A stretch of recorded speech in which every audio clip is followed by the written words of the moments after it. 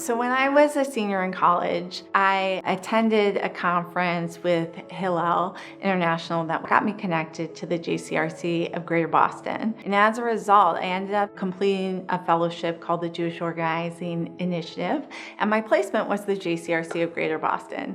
I was only there for a year, but it had the most profound impact on my life. I felt like this is my kind of Judaism, where the traditions, the culture, the history, the way we think as Jews lives out in the world with change we're trying to make.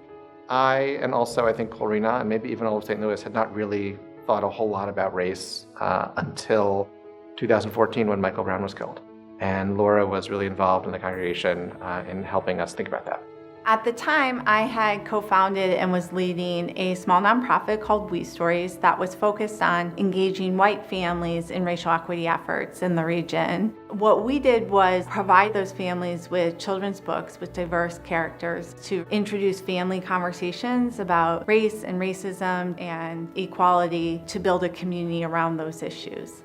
Laura has experience running her own organization. She has experience fundraising. She has experience really thinking about what's going to change people, families, and our region. She also comes at everything she does with her Jewish self, with a Jewish perspective. So Laura is super energetic. She's so smart.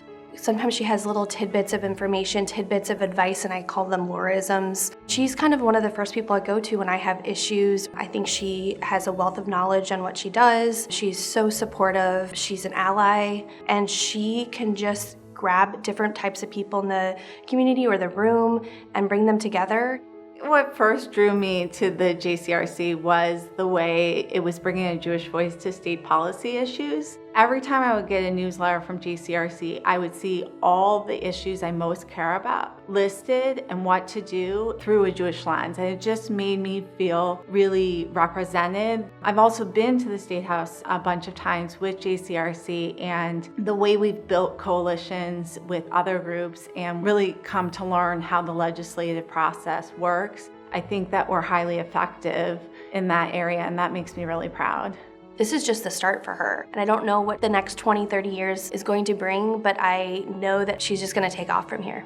I think I might be the youngest recipient of the Emerging Leaders Award in quite a while, and I don't think of myself as emerging. It's only by virtue of volunteering in the Jewish community that you get to be perpetually young. You know, we have to enroll younger Jews into our work and stay vibrant with what's happening in the community and where people's point of views are who are younger than us, and they're often not in the room. When I think about what it means to be a Jewish community leader, it's a lot about showing up and where you might fit in. When you show up, then you're able to have a say in how are we speaking together as a community. And so we have to choose how we're going to come together, and that happens based on who's in the room.